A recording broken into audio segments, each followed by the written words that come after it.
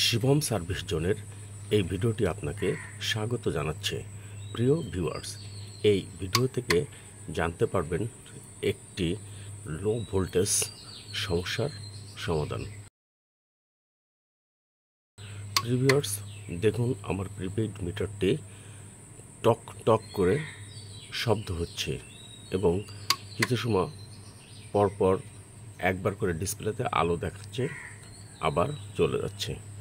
Viewers, এখানে দেখেন relay কন্ট্যাক্টটি এখন নাই, আবার যখন ডিসপ্লেতে আলো চলে আসছে তখন রিলে কন্ট্যাক্টটি কানেক্ট হচ্ছে। ভিউয়ার্স, এখন এই সমস্যাটা দেখুন লো ভোল্টেজের কারণেই হচ্ছে। কারণ কি ভিউয়ার্স, এখানে একটি সার্কিট ব্রেকার আছে। ব্রেকারটি যেই অফ করে দিচ্ছি,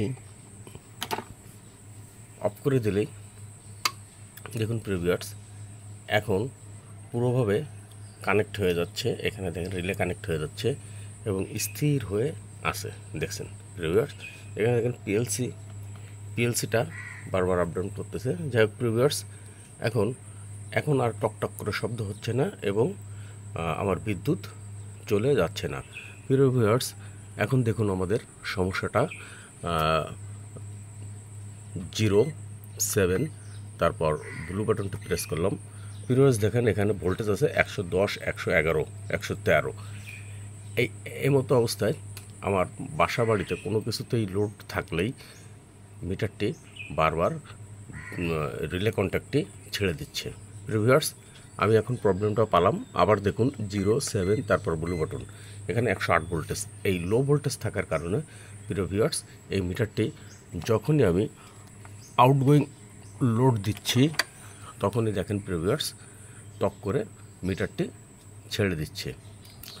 এটা ভয়ের কিছু নেই ভিউয়ার্স, এর সমাধান করবেন আপনারা আপনাদের অধীনস্থ যে বিদ্যুৎ অফিস আছে এই বিদ্যুৎ অফিসের গ্রাহক সেবায় ফোন দেবেন, অথবা যারা পোলে কাজ করে তাদেরকে ফোন দিলে তারা এসে এই পোল থেকে যখনই আপনার ভালো করে টাইট দিয়ে যাবে বা অন্য ফেসে দিয়ে চলে যাবে, দেওয়ার পরে আমার এই সমস্যাটির সমাধান হয়ে যাবে।